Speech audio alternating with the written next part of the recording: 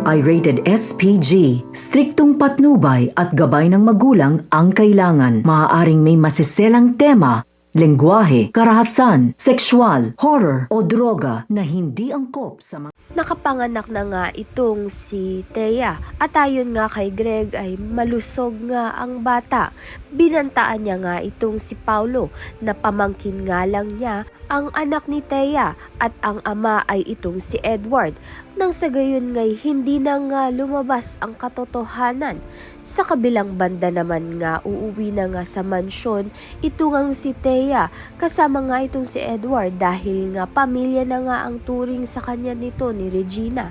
Samantalang ito ngang si Baby Jasmine ay mahina kaya naman nga nagkaroon nga ito ng sakit. Sinisisi nga siya nito ni Regina sa kababayaan niya, subalit wala naman ngang may gusto sa nangyari. Hindi makakaila na ito ngang si Paulo ay nananabik nga sa anak niya dito kay Thea. Ngayon ngay may sakit ang anak niya kay Marge.